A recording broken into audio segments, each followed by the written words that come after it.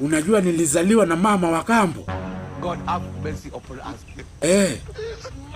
Ai, sasa mamangu aliachia mimba mamangu wa kambo. Nikazaliwa na mamangu mlezi. Bro, kuzaliwa na mamangu mlezi ndio nikalelewa na mamangu mkaza mwana. Uko na mwana?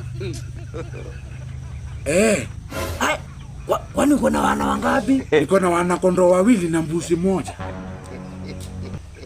Ai, na kuku 2. Wana kondoo tena? Bro.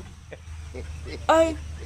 Alafu sasa bro, kwa familia yetu kila mtu ni lawyer. Kila mtu anajua sheria. Wote ni mainlo.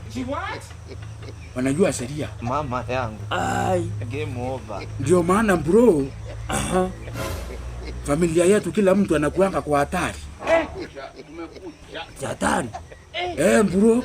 Aje sasa? Ndio familia yetu inakuanga nuclear. Anytime unaweza lipuka. Ai. Connecting. Unajua ndugu wangu atoka nitoke. Alitoka njela. Ndio. Akakuta ametokwa ndreni. Wacha niyo yako.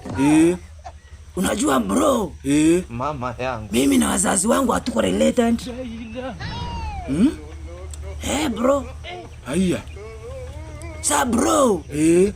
Unajua saa mimi nilikuja kivyangu. Kivyako? Bro, mimi nikapata mamangu na babangu wanaishi.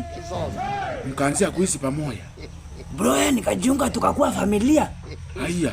Alafu sasa unaona yule second born alikuja na mamangu. Bro. Haya. Akapata mzae. Alafu mzae na yeye alikuja na third born. Mzae wako alikuja na third born? Ndio bro. Sasa bro, ndio waliungana na katuzaa. God have mercy.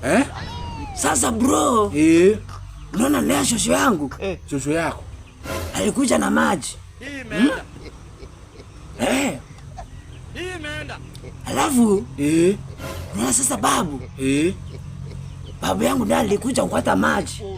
Aya. Wakapatana. Shosho yako alikuja na maji. Babu yako naye akakuja kukata maji. Ndio. Sasa bro, tumenielezea yote. Na yule msichana wa kazi alikuja na nani? Sasa bro, hiyo si ndio first born wangu. God have mercy upon us. Man.